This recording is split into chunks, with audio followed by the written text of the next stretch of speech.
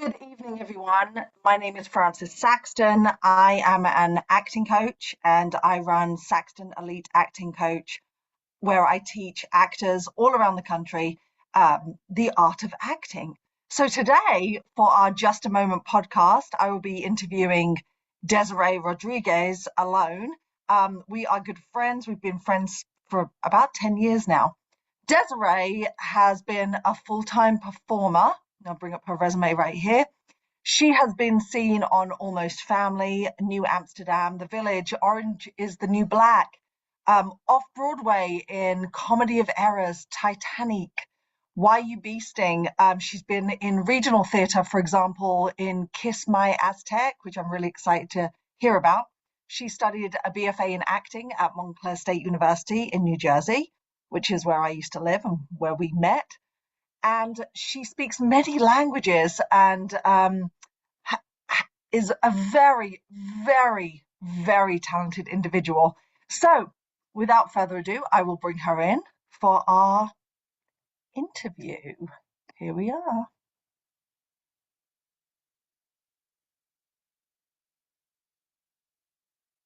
Hi. Hello. How are you? I am doing okay. How are you? I'm good. It's been so long. I know, literal, actual years. I think the last time we spoke was during the before times for The your before times, right? yes. Before times. I think we met about 10 years ago, Yeah, right? I think it would be longer than that. I think it was like, how old's your oldest? 11. Oh, that's right. So probably 12, So 13 before years. that, it was before you became a mom. Wow. And before you became a mom. We were young, fresh, had no idea what awaited us. So for everyone watching, I want to, this is just like a super casual chat. We can bounce around different things.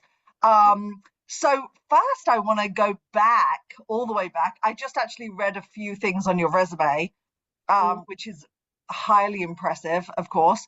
Um, Oh gosh. let's go back to, when did you first get the performance bug? I know you might not even remember. Yeah, I mean, not to get cliche, but it kind of always was. I came from a highly musical family on my dad's side. Like my dad was one of 11 siblings, and they all grew up pastors' kids, but they were all the pastors' kids that played in the band, in the worship band and stuff. So my dad was a percussionist and a singer.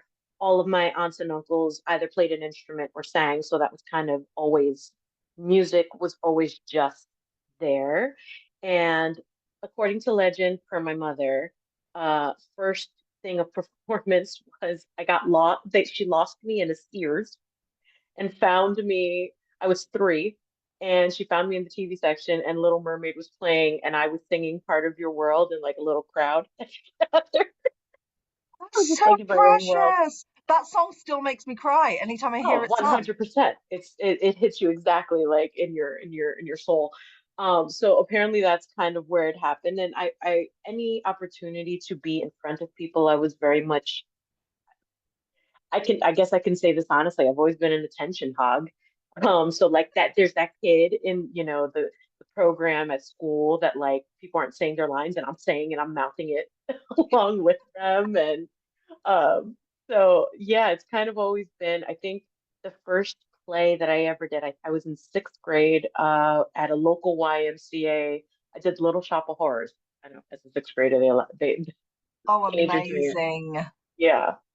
I played a customer in there. And then it was just one of those where it's kind of always ingrained, played piano, sung in choirs and all that. And then in high school, a new drama teacher just happened to start the same year I took drama as an elective. I went to a very big college prep high school, but like performing arts wasn't really like a thing at this particular Yeah. high school because it was always very college prep driven, and I was a finance major there, and they Oh, happened to have really? an You were elective a finance major. Interesting. in high school. In high school doesn't count. But this drama teacher happened to come the year that I decided I wanted to take drama as an elective, and I was able to. And that same year, they had decided to have a performing arts club to just test drive it out. And it coincided that this teacher was she started at like truly everything. Like we met, and it was kind of, you ever just get those instructors that just pour into you, and they just Yeah. see something in you and just cultivate it. And she actually identified, oh, you actually have something. This isn't, yeah, kids take drama to like have fun with it. This is something you actually take seriously, and this is something you should take seriously. Isn't And it interesting to think that the stars are aligning? Because if she had never gone there, it was literally her first would you year. be an accountant now? I hope not. Oh God, I might have maybe become like maybe a preschool teacher or something like that. But yeah, and then that year they did The Wiz. It was the first production the school had ever put on, and I got the lead as Dorothy in The Wiz. And then this teacher, again poured into me, and she's like, this is something you can do serious if you want to. And I was just like, wait, like as in like going to study it and pursuing it as like a career, because that's not something that's like stable. My parents always say, we've got to have a plan B, plan C, and all that. And she goes, yes, but yeah, I can coach you. And so from junior year on, she started preparing me, and she's like, no, if you want to do this, I will coach you, and we will get you set up for college auditions, and go and audition for programs. And then once she showed me like what the possibilities were. Yeah. I was like, okay, if she says this for serious, then I'm gonna do it. And my parents obviously finally got to see me do it for real. Granted, I know it's high school production, but seeing like, oh no, this is not something that this is willy-nilly. I She's mean, that's the thing. I mean, out of a high school class, how many people can sing like you? Probably not many. I mean, there were some singers in my class. I went to a predominantly Latino and Black high school, and I was part of like the school choir there. So there were some kids who Oh, sang, yeah. sing. Yeah. And so it was one of and talk about like trial by fire. It's one of those where if you're gonna try to attempt to be in with them, you better know what you're doing. So it Yeah. kind of worked out for me of like, listen, I'm the lightest girl here. And they welcomed me into the fold, and through like natural talent, but also like harnessing that the teacher, her name was Miss Joseph, and the music director for the choir, also his name was Mr. Parker. They also like started teaching me technique, and what it is to have technique both vocally and from Miss Joseph's end of actual acting technique, and creating that foundation that people at that time, I just thought people just went up and did it, and learning what the actual Wow. starting. I know people have overused this word, but the craft of what it is to do your whatever your art is, and in that Yeah. case, And to have finding control in it when you're doing it. Yeah. that part, because Yeah. I didn't know what it was to have that type of control. So Well, no one um knows. I think when you're young, if your teachers don't say, hey, there's an actual technique here, you're like, oh, I just have to cry and be emotional. yeah, Yeah. exactly. And then from there on, I auditioned for. There were three programs I auditioned for. I auditioned. My number one was University of the Arts in Philadelphia, Montclair State acting program, BFA acting program, and Rutgers, New Brunswick BFA. And were you in New Jersey at the time? I've always been in New Jersey. Okay. I've lived born and raised in New Jersey my whole life. Love Jersey. Love it. Yes. And as much as UArts was my number one pick, love, they did not love me back.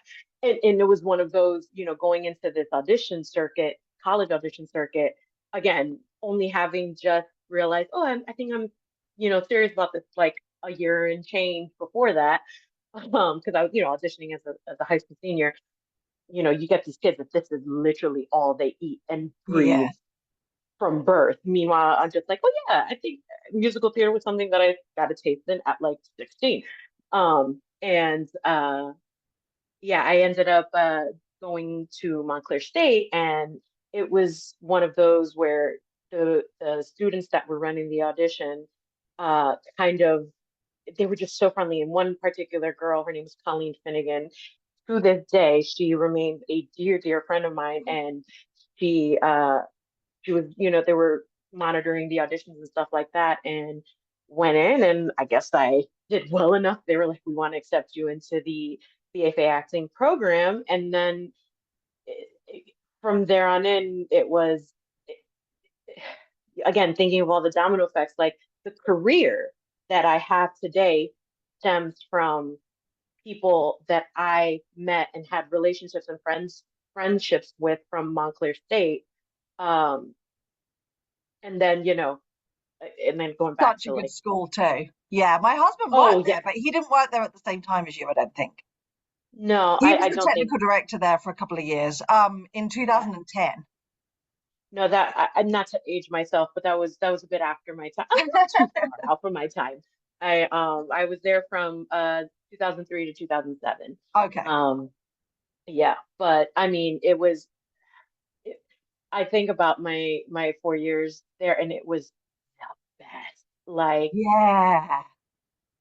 finally realizing that I found my people, not realizing that those were my people. Like, Yeah. Were you hungry when you were there? Like, did you want to be involved? Were you one of those students that want to ev be involved in every project?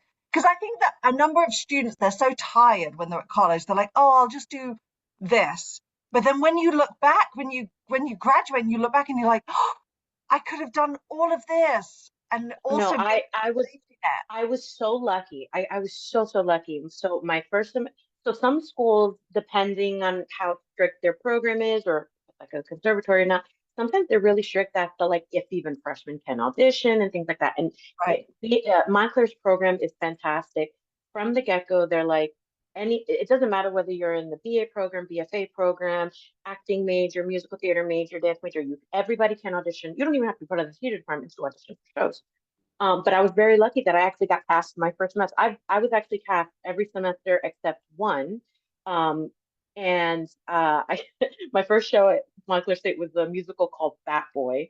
I don't know if people are familiar with it. I love that boy. Yes. It's so Like good. I It's actually so saw that music. at university and I was, but yes, it's an amazing musical. It's not really as well known. It's not, but those who know it and know Oh, how it's niche it is and great. how The music is the amazing. Yeah. music is stupid, stupid good. And so I got to do that. Was like my first giant, and I mean, to for yeah, Montclair State at the time was more just considered like state school, a really good program, but like the program that it is now is just like this Yeah. giant. But like getting to work with, because Montclair State, they bring in one of the biggest perks of the program where like your professors are working professionals themselves. So Yes. you are getting immersed in, and you are working with people that when you graduate, they will become your colleagues. So getting to kind of get into the deep end and, realize I had to step my game up, and very quickly I learned how I didn't go in with any kind of like diva mentality. If there was even a spark of that, it got smashed. It was like, no, you just need to hush, pay attention. You are not the most talented person in this room, and that is not a bad thing. And that's something I've taken with me in my career, that I love not being the smartest or the most talented, because I'm like, I'm going to learn from you. I'm going to learn from you. I'm going to learn from you, to learn how I become my best artist self, how I create what techniques, that everything that I'm being poured into, from, freshman year improv acting classes to getting into specific method, learning Stanislavski your second year, and learning, the classical, whether it's Shakespeare and Moliere and I love Commedia. Moliere. Yes. Yeah. And also like, since I was an acting major, they had like voice for the actor, which I always thought of like voice is just for singing there. And it's like, no, voice, how having to use your instrument, just from a speech perspective, Yeah. movement for the actor. And then I learned the most in the actual shows. Like, I mean, think of a college theater schedule. It's insanity, because you have, your classes, and, it's a safe school, so you still have your gen eds and stuff. And then rehearsals were at night. They went till 10, 11 o'clock. And then once you were in tech, I mean, wee hours of the morning to get up the next day for an 8:30 class, 8 o'clock class. I mean, how I survived, I don't know. But I mean, you got to just be with your weird unicorn friends of just loving it and creating your own it was like your own fear bubble that we got to nurture whatever the shows were. I got to do Babel my freshman year, got to do the year that I wasn't cast in the main shows. There was a theater like troupe that's just like part of the student union called the Players Theater. They put on a production of Violet, which still to this day one of my favorite musical cast recordings. um I got to do House of Bernarda Alba, Skin of Our Teeth, and then my first actual lead was my junior year. I got to do Parade. And they Oh, had just one of opened. my students spoke about that today. Interesting. Yeah. They said I would So really like it. I'm not familiar with it. it's you. Oh, it's tragic and gorgeous. That I mean, talk about a score that hits you and just makes you feel things. And it's based on a sad, sad true story of Leo Frank, who was on trial and convicted of murder of this little girl. He managed the pencil factory. This was back in the it was 1912. No, it was like 1912, 1917, something like that. And it was he managed a pencil factory, and the factory workers that were like young girls, like 12, 13 years old. And one of his factory workers was found dead, raped and murdered in his factory. And he got blamed for it. And he was married. He was Jewish from New York, from Brooklyn, married to a Southern woman living in Atlanta, in Marietta, Georgia. And Oh, wow. yeah, so Yankee Jewish man No. already just sticking out like a sore thumb, and then gets convicted, gets accused and convicted of murder, and it turns out he didn't do it. Um, but Do they it find was the person who did?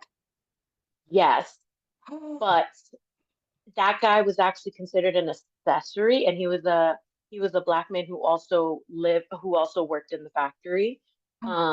And he admitted to it later. He was already he because he got jailed as an accessory, he was going to serve prison time anyway and admitted it like later, later, later. But what happened was they appealed. His wife, Lucille, appealed to the governor, and they were about to recuse his sentence and had him sent to this like country style prison where it was a lot free. She could visit him and all that. And because word got out that his case got appealed, some vigilante folks took it upon themselves in the dead of night to come kidnap him, and they lynched him. Yeah, No. it's oh it And it's called the now Parade? yes, because it took place on Memorial Day. And in the Oh, South, wow. they would set on Memorial Day because it was not that far removed from when the Civil War happened. And in the South, like they memorialized the Confederacy even in the early 1900s. So this actually took place on Memorial Day during the Memorial Day parade. It is a promise that I am going to watch that. Yes, yeah, that you can definitely find the Lincoln Center. There's Lincoln Center recording of it, and the recording, the cast recording, both from the '90s and the most recent one with uh Ben Platt playing Leo Frank. Ben Platt. Okay, I'm on that. Oh, yeah, yeah, yeah. Wow. So yeah, so and then in terms of just kind of how all this, so again, the friends that I made friends with a dear friend of mine. His name is Justin Long, who he had his own, again, people who still had their own lives outside of our theater bubble, and he had started a nonprofit while we were in college, started this like nonprofit theater company where he just wanted to give opportunities to the friends he loved, who he found talented, and we would like put on concerts and stuff like that. And he asked me to do this concert where again, musical theater kids going in and singing things that they love. And it was in one of those concerts. It was like an outdoor concert that we did here in Jersey, where this little girl who was also in the in the show, her mother saw me saw me singing, and she was just like, "Hey, do you have an agent?" I'm like, No, I'm still in school. Hopefully, I'll get an agent one day." And she goes, "I'm good friends with this one agent. I have the video of you singing at this concert. I'm sending it to her. Stand by." I was like, "Wait, what?" Wow. And this was you And were in your final year at college? this was my junior year of college, Junior year, junior year of amazing. college, and the stars aligned that this agent, her name is Teresa Wolf. She is my agent this to this day, Wow. and this was back in 2005, 2006. She saw the video, and as a junior, decided to take a chance, be like, "Hey, I'll take a meeting with you." And she took a meeting with me. She still had me audition, so this was like my first professional audition. Um, and she Did you auditioned used me to at get nervous in auditions, or were you all like the time. excited to be All there? the Okay. I was it was nervous energy, but I had no idea what I was doing. I Yeah. was just like, I'm just gonna go in there with what arsenal I've been creating. And she told me right off the bat, she's like, we are very interested in signing you. We'll wait till you graduate, obviously, because we want you to finish school and all that stuff. But we maintain this great relation, professional communication. And she was always interested. Whenever I had shows, she's like, "I'll come out and see your shows." And so, and again, thankfully, school that I went to, the proximity to the city, that wasn't like a big ask. Right. And when we had our senior showcase, we did it at the Cutting Room in New York. And, we always invite agents. And it was one of those where I was like, going to be for serious. And I sent my showcase invitation. And, at the end of the showcase, they always have these, they have everybody's picture headshots. And, people are curious to send meetings and stuff like that. And what was really dumb, this is a really dumb side story, but, theater kids, it doesn't matter from the tech side or the artistic side. I mean, everybody was drinking, doing all types of shenanigans when it comes to the party side, right? I was very straight edge. I didn't drink, didn't smoke, didn't do any of that stuff. Still loved a good hang, but the theater kids always found it really interesting and entertaining that I didn't drink, and they always took it as like a mission. Like, "I'm gonna get you to drink, get drunk," and I was like, "Cool, cool story, bro." And so they made this bet with me that at showcase they're like, "Listen, if you get the most agent interest, you're gonna have to drink with us." I was like, "Okay, I'll take that bet." Not even thinking. I was one of two other Latinos in the entire theater department.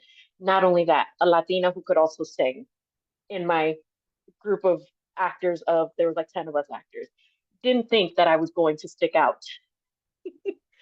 And then lo and behold, I got the most agent interest from the So showcase. but what did you do? Did you stick with this one woman that had been like chasing So you for what 2 years? happened was, yeah, she actually in the booklet that we put, she actually put that she was this actor was already signed with her, even though I hadn't actually No, signed. she didn't. She She's did. like, back off, everyone. Literally, no, literally. I mean, to those in our business, Teresa Wolf is the best bulldog that you want in your bunker. Like she's a fierce, fierce advocate for all of her clients. And yeah, and when I graduated, actually, one of the other things that I had always been curious to do was work on cruise ships because I had gone on cruises and stuff with my family, and I saw the entertainers on these ships. I was like, I could Yeah, do that's that. really And these good. people are Yeah. getting to like sing and be on vacation. So on a whim, I just decided to like audition and see because they are, they're always looking. They were always auditioning in New York. And my senior year of college, I decided to audition for Royal Caribbean and got hired. So I was the only one on top of all getting an agent signed. I was the only person in my graduating class that graduated with a job because I literally started 2 days after the semester ended. I didn't even go to my college graduation because I was in rehearsals for. No. Wait, was it like Broadway songs or was it a certain show? Yeah, yeah. I mean, Wow. our particular fleet was a mix of like movie musicals and Broadway musicals and pop music. So we had two different shows. One was called oh good fast forward, which was like all through the decades, like Wow, music that from sounds every amazing. decade. And then Yeah. the other one was a mo uh movie musical. So like Footloose, Blues Brothers, the beach movies with like Annette Funicello and those types of Would you things. do that again, or was that good when you were, Oh, it's great when I was like young, 20 yeah. something with no responsibilities as a wife and a mother now, absolutely not. Like the cruise ship life, Although you know, you didn't drink at the time, so was everyone crazy drunk? I mean to this day I don't. No, I still maintained. It was just something Really? I mean, That's so great though. yeah, I mean, again, I don't need any type of inebriation to have a good time. But that night of the senior showcase, I was just like, I did say I would drink with you. I didn't say I would get drunk. So I like sipped little tiny things. And I was like, So okay, cool, I'm done. is Let me go I'm home. interested, is that for a particular reason? I don't care for it. I don't care for the flavor. I Interesting. don't care to be. I mean, I'm a fool without any extra coaxing. So I don't need Yeah. any type of anything getting in the way of my inhibitions to like be in control of my faculties. And Wow, you know, that's I'm so one that I nice. can adjust to my surroundings. So if people are acting silly, I'll be silly with you. I'd rather make the choice to be silly rather than like not remember the next day what happened. Um, Yeah, wake up with a uh, headache and also have to get a that ride part, home and that part. all of And that. I'd rather eat my calories than drink them. So Yeah, definitely. yeah. Yeah, So so when you went on the cruise ship, I want to fast forward a little bit and get to, and I love, by the way, that you went to this BFA program in Montclair. Montclair State, if for those people watching, is in Montclair, New Jersey, and I lived there for years. It's a beautiful town, beautiful, beautiful. You can see yes. Manhattan from the university. You can see From Manhattan our from university, you see the skyline every day, every stunning. day. I actually had a student from Baltimore, and her GPA was so high in high school that she could attend out of state. Hmm. Montclair State gave her in-state tuition or something because her Yeah. GPA was so high. Anyway, so let's fast forward to your TV work because you've done TV, you've also done Mhm. off-Broadway tours and Yes. regional, right? So Yes. you can choose The, any of those. Which would you like to talk about first? I mean, TV was thankfully Teresa, who I signed with, she covers all of that. She's a theatrical agent, but it falls under TV, film, theater, all of it. So once I was back, she's like, "Hey, we're going for it." And um, the first what was my first TV show was it's not even on anymore. It was like a detective show, and I played a girl in a donut shop and like got just girl who just a random New York girl who worked in a donut shop who like was the first, you know, one of the witnesses that gets like questioned, and so they like the show like set up what was it called? It wasn't FBI. I forgot the name of it. Um, but yeah, it was my first TV role was back in like I was like 25, 26, so I guess Wow. 15, 16 years ago. And I remember they like basically they got a random shop in New York down like way downtown and they set up a donut shop from scratch and it had like this like, actual like it looked like a diner You- waitress uniform. Were you really Um excited? I Was was this a so new thing, excited. I right? was like, It's TV. Yeah. this is this is like this is what I never thought in my wildest dreams. Like I thought I would just be a theater actor. Yeah. And, you know, but I was one of those, I was still hungry. Like I'm like, send me out for everything and anything. Yeah. And so she does. And it was just one of those random things where you know, go in there and you audition. And especially as a New York actor, you can go in, especially when even now, where they used to call them under fives. Basically, you're auditioning for parts that have less than 5 lines in an entire show in an entire and sometimes you're going in and auditioning for like a one liner or whatever. And so that's what I was going in constantly for those like one liners or and then this was um my first TV show. And then the one that I think I was most proud of was when Orange is the New Black, Yes. Netflix was out, and I auditioned for the pilot. I so like when I tell you they auditioned every Latina that was in New York, Latina actor, everybody auditioned for this. Like everybody who's in my circle, everybody that I was, you know, had a connection with, we were all auditioning for it. And I think Orange is the New Black have what like 7 seasons, 7 or 8 seasons. I went in for every season, every part. every young Latina that was in that show, I auditioned for it and never got Wow. every girl that was in the like all the cast that was in like the prison, I've auditioned for it. And then on my sixth time, I'm not even joking, sixth time, I went, I was kidding me, they want to see me again. They don't clearly don't love me. They don't want me. And my agent's like, just go in. And this time I actually wasn't auditioning for one of the prisoners. I was auditioning for this woman who she's selling like you remember the big trend of like the shapes and it was like the pyramid scheme of like Yeah, yeah, yeah, yeah. Vita, whatever. So it's playing like a woman who was selling that, and she convinces the character played by Elizabeth Rodriguez to like get into the market, the multi-level marketing scheme or whatever. And I went in being like, whatever. And I even told the woman who the casting director, I was like, my sixth time, like I'm just like whatever. I said it as a joke. I wasn't, rude about it, but I was just kind of Maybe like that maybe playing. the stress had gone. I think so. I went in there fully being like, you don't want me. And she joked, she's like, maybe sixth time will be a charm. I'm like, okay, cool, cool, cool, bro. Did the scene, had some fun with it. And literally that same day, I got the call. They're like, six times a charm. You're in. I'm like, what? So What? I finally got to be on Orange is the New Black, not as a prisoner, but as this like really fancy woman who had like money to burn, and we shot in Queens, and I was like decked out in all this jewelry and selling my protein shakes on the side of a supermarket. It was so dope. I love And your I mean, positive, like, I'm just going to keep going. I'm just going to keep going because you don't you have a just choice. have to. I mean, you have to because it's either like not to make it bleak, but we do live in we do work in an industry that it's what you put into it. So if you're not Yeah. constantly hustling, if you're not putting yourself in front of people, nobody's gonna people have short memories. You do cultivate relationships. They won't even know your name. They won't even know you exist. Exactly.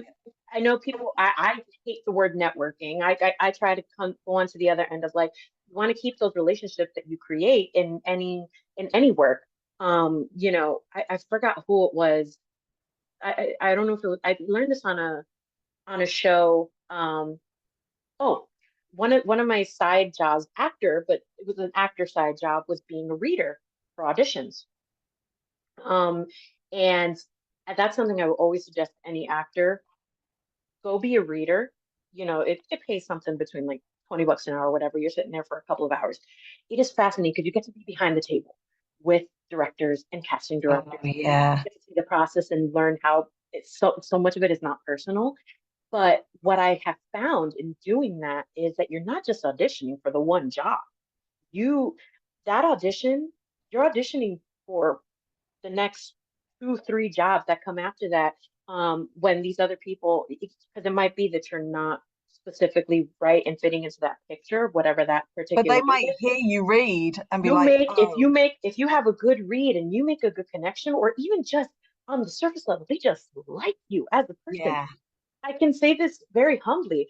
A lot of the jobs that I've gotten in my career have simply been that the vibes were great, and people are yeah. like, "I like you as a person, and clearly you're talented." And a lot of the times, it's not even about how talented you are, because there's so many talented people. Because they It's want to about like, work with you. You seem I want to work easygoing. with you. Yeah. Let's go create something. Let's go make something. And fast, you might not hear back for a year. You might be auditioned six, seven times for the same casting company or the same director. And then, it kind of it sometimes the stars align and you end up getting work will beget work. And that's kind of how it's served again since college. Like relationships, connections that I made kind of all trickled into one, fed into another, into where I landed professionally. So, yeah, it's kind of it's crazy. Like when hindsight, you would think I'm like, oh, I should be so much further in my career. But when I'm like working, I was like, oh, it's been nice. Yeah, you've done a lot of projects. And I like what you said about seeing it as a business because it really isn't personal. Like I've cast shows where just their voice might not be right for the character. You know, it could be maybe they do one thing in the audition and I just think, I don't think that that's right. And I just get a gut feeling and they might have that. So it's really not personal. Yeah, it really Yeah, it's isn't. sometimes they have, sometimes it's, the creative team has a picture of, especially if this is a project that they have, what so many people don't know is whether it's a movie, whether it's TV, whether it's theater, whether it's a, a play or a musical, right? Most of these projects have been cooking for years. And the creative team, whether it's the writer, director, all of them, right? This is their baby. So in terms of what they have, the picture that they have in mind, Oh you yeah, know, that's really yeah. prior years prior to you walking into that audition room, you know, a lot of times, they might not know they know what they don't want, but they're not sure of what they do want. And they Yeah. won't know until you walk into the room, whether it's that you're not right for the project or whether you are right for the project. There that you hear stories all the time of famous actors who are like offer only and stuff like that. But a lot of times that's from like when people are creating projects, this is, they had a person in mind or a type of, It might I just want be to your marry a color certain type. hair. It might just be your color hair. Exactly. Or Yeah. or they, you come in and you had a great audition, but it's not doesn't fit into the picture of what they had. And that has nothing to do with me. Yeah. If me does what I'm bringing to the table, I've prepared my work, my sides, whatever. I've come in and I've shown the best version of myself. But if it doesn't fit the picture, there's nothing I can do about that. There's been shows and commercials and things that I've auditioned for, and then when I've seen who they cast, I'm like, whether they went with a different ethnic background or they went with a completely different age, or I look at that or I look at, or maybe it was somebody who's a very similar type to mine, but doesn't even if they are the same type, they're still a different person. I'm like, oh, I see why they went with that person and Yeah. why it wasn't mine. And it's so easy. It has become easier to release it. I mean, I think I'm old enough now that I've just learned to, as soon as I've done my self tape or I've done my recording or done, I immediate let it go and put it out of my mind. And just And if you get a phone call, that's a good thing. Yeah. exactly, Yeah. I like the only person who knows what I'm auditioning for is my husband. I don't tell anybody what I'm auditioning for because in our business you can't put your hope. It's like it's going on a job interview. Like auditioning is like constantly interviewing for a job. So Yeah. there's no point in, divulging about it because you put so much stock into it and you pour so much of yourself. And then if you're constantly doing that, then it's like it can be too much. Yeah. Um, so you just kind of like, cool, it's auditioning is the job as well as the interview itself. And, once you did it, send it out, put it in the ether. And if it is mine, it will come back. If it is not, we move on to the next. Do you think that you found a love for being in film, or do you think theatre still has your heart? Or is it different? It's just different. They are different. I think theater has always had my heart. Theater will always have my heart. There is something living, breathing about theater and the Mm. stage where, you know, I've heard it said that like TV is the writer's medium, movies are the director's medium, but theater is the actor's medium, right? Oh, Because you're in love rehearsal that. 4 to 6 weeks, right? You're learning what this thing is. You guys are creating it, whether it's a revival of something or you're creating something from scratch. You're in the room with your director, your writers, your composers, Oh, it's a and family. Mm. but you guys are all figuring it out, but they're guiding you. They're guiding you. And then comes the point where you go into previews and then you go into opening night and the show is frozen. It's done. No director's coming in to fix things and change things. No writer's going to be giving you new pages. It is now the actors. Mm. It Oh, belongs to you. And you are saying the same lines every night. You're singing the same songs every night. You're hitting different marks on the stage every night. But because that audience is going to be different every night, it is a different show. yeah. It is something that keeps you on your toes and it is exhausting and exhilarating. And I mean, talk about like, yes, like any other thing, it can be you can go on autopilot, especially if you've been in a long running show and stuff like that. But even when that happens, one small thing can immediately clock you out, and you have to be present because like people have used this There's no the one image saving like you're you. talking I about. mean, there's no one Nobody's saving you. saving you. Yeah. Nobody's saving you. There's no edit. There's no like, can we stop and start again? It's like, nah, it's going. If you mixed up, somebody dropped a line, somebody dropped a cue, or somebody missed a cue, like Oh, you isn't it got you great got us at though? that. It is awesome. It's the best. It's It's so the great. best. It Yeah. sounds like Um, torture to anyone listening to this that has never done acting on in theatre, but it's the best thing ever created. yeah. Yeah. Yeah, and even when you hear TV and film actors who they got their start. I actually just was watching an interview with Denzel because he's doing Othello on Broadway Oh right now, yes, I've seen that and interview. he when Yeah. they were just like, "Oh, you're a Hollywood actor," he goes, "No, I'm not. I'm an actor. I'm coming back home." And this is where I became an actor. Like He this is said, where I I'm a got my theatre start. actor. There's nothing that can touch this. And even though I've been doing this for decades upon decades, like this is where I go back to learn. And I think in the theater, you are always having to learn. It doesn't matter whether you've been a seasoned actor or not. Each show is going to challenge you and grow you in different ways, whether it's something silly like and crazy like a Bat Boy, or crazy comedic like Titanic that I did a couple of years ago. Like it's still you have to figure out how you're going to keep it fresh for yourself, but keep your mind and your body sharp and and see how you're going because it is now yours. You have to take care of it. You have to foster it. Um, I mean, I do if given when given the opportunity for TV and film, obviously, I love the opportunities to do it. Because it's a different tool. It's a different Do you part of my think you toolkit. find it easier to do film and television? I know that Oh no, sounds so much harder. awful. I find it so much harder because it's so Really? technical. It's so technical. Because it's a lot of it is, it's the saying, hurry up and wait, right? You get There's a there, lot of waiting, yeah. yeah, even if I'm going there and I'm just shooting that one day, sometimes they're having to get there 5 a.m., getting there at 5 a.m. So figure act, factor in however long it takes to get there and all that stuff.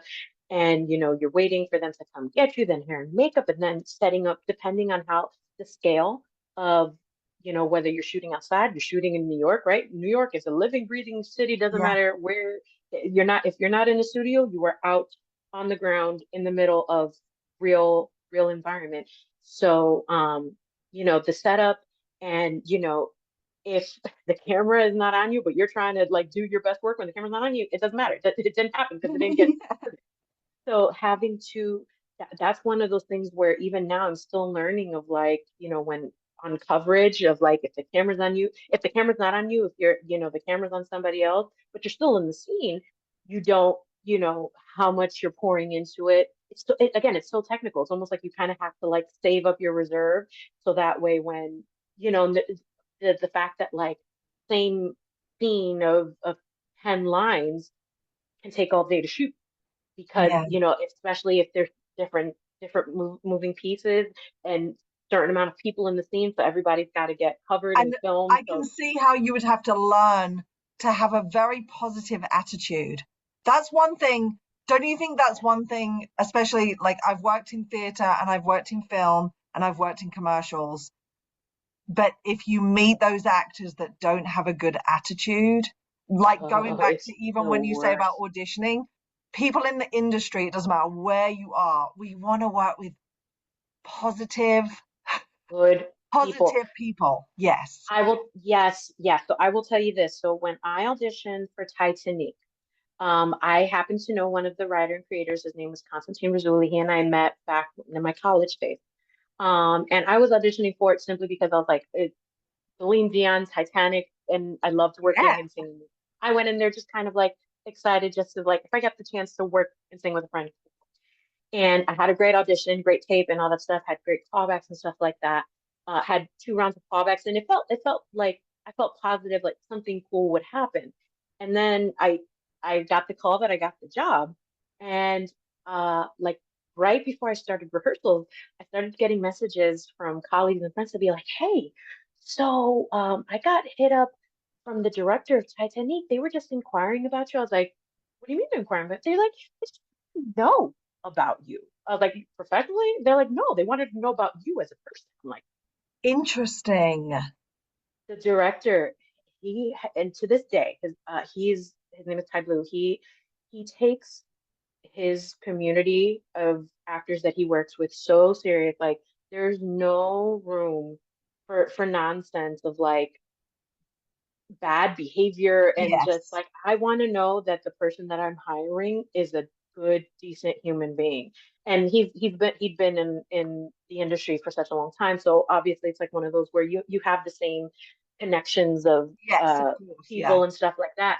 And I found out that like he had hit up a couple of people that we knew that we had in common, just to like vet me just as a person. Wow. Yeah, because they're I like, yeah, never we knew want you to people come. did that. That's Oh yeah. interesting. Yeah, and Interesting.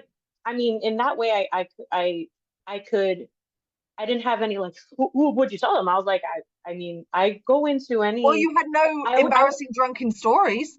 no, and I always want to try. I know that I'll never be best friends with everyone that I work with, but in the whatever time that we're given to work together, I want to have a good time. I want to be able to Yeah. enjoy going to work and join the people that I work with. And and it doesn't matter what industry you're in. If you're in an environment with people that you don't like being around, again, it's not that you guys have to be besties, but at Yeah. least looking forward to being with those people. I never Especially the want to be creative juices. You don't want someone being exactly. a negative Nancy in the middle of that No, creativity. Yeah, yeah, yeah. I always want to add to whatever room that I'm in. I don't need to Yeah. the best of it. I always want to leave somewhere better than I left it. So, and I guess in that way served, that has served me. And getting to get to work with people that, maybe I would have never gotten the chance to work with.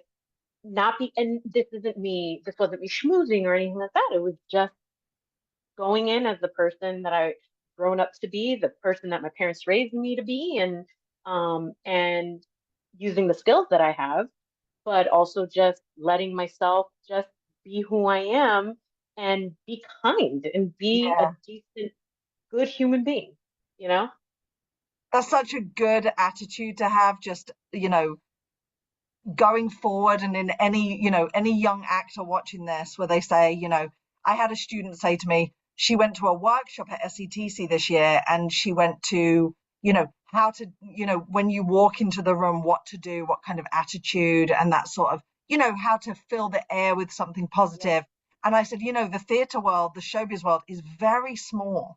Like, I know people that in Virginia who have worked with people in Oklahoma, that have worked with people in LA and New York, and just having that positive spirit. And I love what you said about, I want to add to that. And I really feel like a lot of performers that we've interviewed, and granted they're all my friends, no, a lot of performers we've interviewed, I love that each and every one of you have had the same thing where you've said, I want to be part of the story, right? So if you're an actor in the story, I want to add to that. I want to work with the team. I want to be positive. And I think that those are the people that are going to work, right? You're not going to walk in and Uh, be a diva, right? I'm going to take over no. this. I'm going to be in charge of everyone, and I'm going to I have a let bad I let I attitude. let my diva come out when I am performing. I don't need to be the diva in the professional environment. Yes. Keep the drama on stage. Yes, I will be the fill in capital D diva, whatever image comes to mind when I am given my 15 minutes in whatever spotlight, camera angle, I will turn on, and it is all about me in those few minutes, right? And I will milk it uh as given within my parameters, right?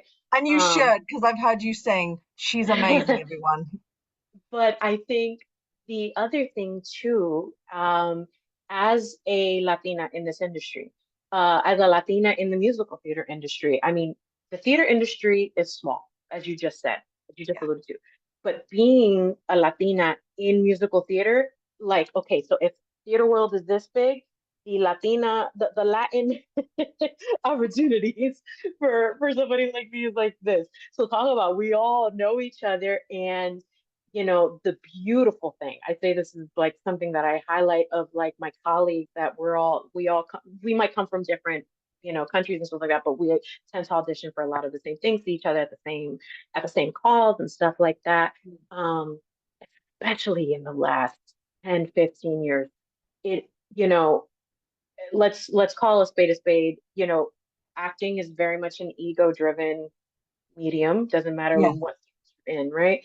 And a lot of times people have used that to let their diva out and, try to play mind games with people during an audition because, you want to try to beat people out. And it has not. That's never served me in any capacity, and I've had zero patience and tolerance for it. Has that been done to me? Absolutely. Oh, Um, wow. and because it's been done to me, and we're like our egos are fragile, especially Yeah. in this business. 'Cause again, you as much as I have said you shouldn't take personal, you do because it is the only job where literally you are the job. You are putting Yeah. all the things of yourself. You are the instrument being used.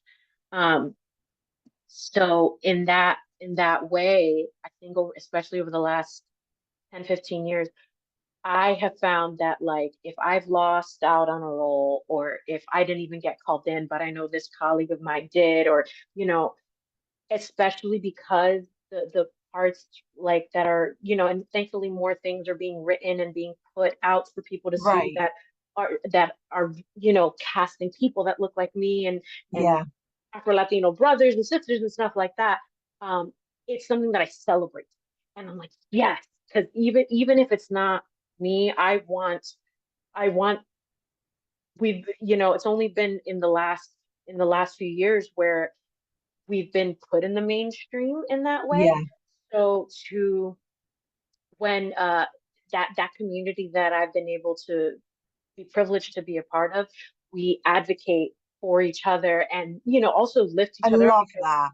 we're always in the thick of it of just like it's been a couple months and I haven't worked and am I gonna work again and I'm seeing this person work and this person book and this person jump from show to show to show and that change in attitude it's really a change it's an inner change in attitude because you can go into the woe is me or you can go into the getting nasty in your mind of judging that person being like this person doesn't have what I have and all Yeah. that type of stuff and it does nothing it does not serve you it does not serve It you it it just does not destroys you. I mean, if you sit destroys around you. thinking that that's just going into you, it's going into no one else. No, Right. and having flipped that, it's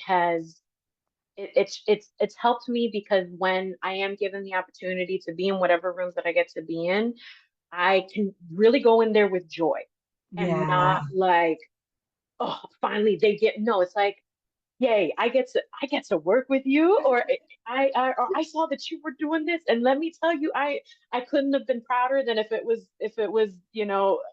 was me or anybody else that I knew because life is too short In to life is get too nasty short. and life is too short and you want to be able to champion people because the fact is the things that I've that had the opportunity to do I wouldn't have gotten it if people hadn't championed me. So I need to be able to pay it forward in that way, whether it's celebrating a colleague who got something, even if it wasn't me who got it, but Yeah. also wanting to be a positive influence in the industry so that way more opportunities are given. And it's not just, oh, I happen to be the token person in this cast. It's like, no, I'm one of many. There's more to give around, Yeah. rather than just, trying to fight for little tiny scraps. Yeah, and guess what? When they in a year or so when they're casting something and they want someone and they say, "Who do we want to work with?" You're the positive person who has been, I hope so. yeah, champion them. I mean, it's true. I mean, they'll think of you. They Yeah, really, I mean, that's not a reason to do it, but that no, positivity. no, it's just kind of one of those. It's a good habit that I've just Yeah, I again. think I, it's a I good think it habit comes with too. it comes with age. It comes with experience It of does come you with know age. It's true. it really does. It really does. And I think now more than ever because this industry has gone through so many crazy changes just in what like the last 2 3 years. Think about what when we were all dealing with the strike and not being able to work at all Yeah, and then like you said in the before times when we weren't able to do anything and figure out like are we ever going to even be able to have an industry of trying to, once those things were put into perspective, it kind of it gives you kind of a wake up call of just Yeah, like, and a reflection on how you were living before. and who do you want to Yeah. be? Like, so Mm, many people feel like they're defined by their work and their job. And I think that's one of the biggest things when in that wake up call, I was just like, yes, I am a privilege. I have the privilege to be an actor and have done all this work and stuff like that. But at the end of the day, it doesn't define my identity. Um, yes. my identity adds to the work, but the work does not create my identity. And that's been that reframing. And I know even as I say that, it sounds cooler No, than it than doesn't. it is, No, I think a but lot of people did that. A lot of people walked out on their work, and I think a lot of people started restructuring what they put first. And that's okay. If you flip it and say, I'm going to put my family first, they're the most important, which I think a lot of people would. I know I would. That doesn't mean you're forgetting anything else. It just means you're just putting something first, and yeah. And like you said, age as you get older, you let things go a little bit. yeah, and it also too it and in figuring out those things that again it adds to the amazing basket of who you are and adds to the Yeah, table and adds to, a lot of time you think about the people who've had longevity in this business, you know it didn't happen overnight as much as it might seem like it has. It didn't right. for most people, even those on the younger end, um that their experiences have created and added to their skill set and how they approach whatever work it is, and whether that's their methodology, whether it is the type of projects that we do, um, you know, those things help kind of add to whatever role you're going to pour yourself in, you know, Yeah, because even if you're using an experience that might not be directly related to what your character is going through, you still need something to pull from. yeah, um, so, emotions are still the same. Uh, the circumstances will change, but how we react to them, fear is fear, excitement is excitement, joy is joy, grief is grief. So whether it's grief over losing work, grief over losing a loved one, grief over an injury, joy over uh, having a child, joy over, getting that call. Like joy, those emotions are still there. So yeah. where you pull from doesn't matter. And those life experiences are going to feed you as a performer too, right? Yes, yes, they So do. what we've got to wrap it up in a little bit, but I want to keep talking for like 3 hours. Um, what do you think is next for you? Like what do you want to be next if it Um, hasn't I happened yet? mean, Let's put it out into the universe. I mean, one of the turns that I actually got to make during the pandemic was literally right before like February. So shutdown happened in March. February 2020, I signed with a commercial agency that I had been like freelancing with. And I happened to mention to them, I was like, hey, my husband happens to be a voiceover actor. We have basically a studio at home. Is that something I could potentially be interested in? And they're like, yeah, sure. And after that, the world shut down, but I actually still got to work as an actor during that because I could Oh, amazing. voiceover from home. And I have to say, I have like I've had a really cool voiceover switch now, getting to do voiceover for lots of different commercials and video games and stuff like that. Really? And I mean, if I'm being really real, have getting to record from home, it's kind of the best because I'm getting to be an You actor, can stay in but your I'm in my PJs all I'm day. in my PJs. Like I can literally go from I just had breakfast and I'm doing laundry. Oh, I got a session. Let me hop upstairs, get in the booth and do the thing. So having to explore that world because that's a whole other medium. Yeah. I've really enjoyed it and I'm still learning I mean, I learned again, look at how life works that the man I ended up marrying was a voiceover actor and Does I he never train you? Like, do you have private? Oh, you Yes, sent and yes. it's free. I didn't know what I was doing at all, and he was the one that coached me on it, and to this day makes me sound good. Um, but It's so fun. It's so fun. Okay. Hopefully I would love as be aspirational. I would love to be able to film something on the animated side. I've auditioned for plenty for a lot of it. And I'm very grateful for like the commercial work that I've gotten because one pays the bills and insurance and all that stuff. Um, but it's also too just it's flexing a different muscle of Yeah. I literally have just my voice and what it is that I'm doing with my voice to sell this thing, show this scene, act the scene out. I'm given two lines to convey a Interesting. paragraph Do you of think your text. acting training has really fueled that? Like for example, if someone just anyone, Bob wakes up tomorrow and says, "I want to be a voice actor," would you recommend going into training first? Like, would your husband recommend that or Yes, all of the yes. above. So are there voiceover actors that have never set foot on a stage or in front of a camera? Absolutely. Yeah. People that literally, they are doing a regular 9 to 5 and doing voiceover, on the side. Yes. Um, there is a level of there is a level I think at any doesn't matter whether you've been doing this for a long time or just getting started. There's always some level of training you need to have. It's like Yeah. going to the gym. If you don't exercise, if you don't do, eventually the muscle kind of just yeah. Yeah. Um, so if you've never done it, yes, because on the voiceover side, it's twofold. There's the acting side, but there's also the technical side that you have to learn because especially because it trend once the pandemic happened, how voiceover was done has been completely flipped on its head. I mean, there are Wow. still lots of projects that do film that do record in studio in New York, LA, Atlanta, Chicago, name all your big cities. But a majority of the things ask if you record from home. So yes, Right. you need to have a foundation working knowledge of software and microphones and not to say you need to And you have have to know that you have to have the stuff too. You can't just put a mic in a yeah, closet. Right. now now on that end, like my husband is an amazing coach as well, but and he has coached, you know, people who, college students or whatever that they don't have the money to Yeah. create an in-house studio. So showing how to use what you do have, uh, that's within your budget. And, if you do have to go, I have recorded in closets, especially I haven't been home or whatever, but in that way, having the technical skill of like not making it sound like you're recording in your closet.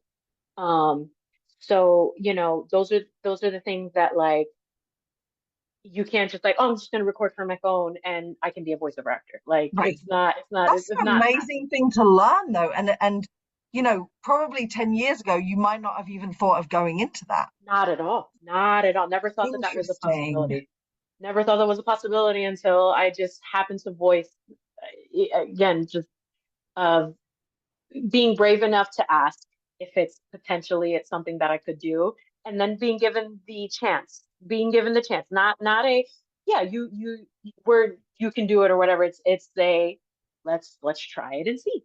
And I mean that was 5 years ago, literally. Wow. Um, where and every job that I audition for, there's different ways and it sound you wouldn't think that these little tiny adjustments that you would do, whether it's like smiling as you're saying this line or backing up from the mic, it's yes, it's an artistic medium, but it's also a very technical thing because I mean that mic is right there. So any small adjustment affects the big picture. um Yeah, I think yeah, that's technicality, especially, for voice and for theatre and for musical theatre and for film and TV, I say to students, watch as much as you can. Watch documentaries, because documentaries have real life. I've seen every documentary on TV, but I love a good full of documentary. real life people, right? How they move, and the same, if you're in theatre or film, watch as much as you can because you can Yes. really, really soak Always it be a in. student. Yes. Always be a student. Always learn. Again, never think you're the smartest person in the Or you're room. done Um, learning, or you're yeah. finished. Yeah. Yeah. Mm. Nobody wants to be one, nobody wants to be around that. But two, like, because the facts are we aren't. We actually aren't, no matter as much as we like to think so. we aren't. And especially in the voiceover world now, my algorithm on Instagram is so funny, like, because people have now used social media to, like, draw the Of curtain back, course. and watching these voiceover actors um process is fascinating, and Yeah. or getting to actually meet the person behind these iconic things, whether it's iconic campaigns that we grew up with, or cartoons that we grew up with, and like seeing the person behind the voice, and you're just like, whoa, didn't ever think that that would be what I thought this person looked like. And then seeing them go from whatever their regular voice is into that voice that we've known. I mean, it's so cool. um and or there's, think her name is Tawny. She's someone that's shown up on my feed, and her favorite thing to post is, like, doing the different types of voices. That so if she's doing, like, being the voice of, like, an e-learning thing, or being the voice of a toy commercial, or being the voice for this beauty Oh, item. And nice. just or, like, these are like her top 10 favorite voices to do, and it's literally her just in whatever her face is, but her voice changes for all the things. It is I mean, to be fascinating. fair, your husband also does that. Yes, she does. On his website, I've listened to his tapes and said, I can't believe that's the same person. Yeah. Yes. It's insane. The different the different character types, and I say character types crossing. It doesn't matter whether it's commercial or in the theatrical sense of, like, animated things, animated Yes. features, and stuff like that. Or in audiobooks, or in e-learning, or promotional things, being an announcer for things, and all that. Like, all of those are completely different fields It's and crazy. require For different one skill sets. voice. And, one voice One can voice. produce all of those things. Because really, we Yes. don't use our voice. I mean, we all keep on one sort of this much, Mhm. right? And Yeah. to be able to use all the way up and all the way down. Yes. For those Yes. people watching, do you have social media that they can follow? And if so, Yeah. what do they do? I'm one of those. Instagram is basically my go-to. You can find me at Miss Desrod, MSDES Rod, on Instagram. I am on Tik. I scroll on TikTok, but I don't post on TikTok because I think I'm too old for that. Um, but that's where you can find me. Okay, great. All right. Well, we have to end here. It was Thank you such a so much pleasure. for sharing all your stories. And this is stuff that I've never heard before, so I loved Yeah, it. I'm glad I could add to the conversation. Thank you I for having me. I know. appreciate it. Thank you so much, and I wish you well. Well, of course, I'm going to message you again, but I'm sure all of my viewers out there wish you well and your many projects to come this year. Thank you, thank you. Hopefully we have good things to come. And yeah, once I'm able and allowed to talk about things, I shall. Okay, all right, and I'll be in touch with your husband because I will be interviewing him too. Yes, Mm. he's looking forward to it. Okay, thanks, All right. Desiree. Thank you. Bye. Bye.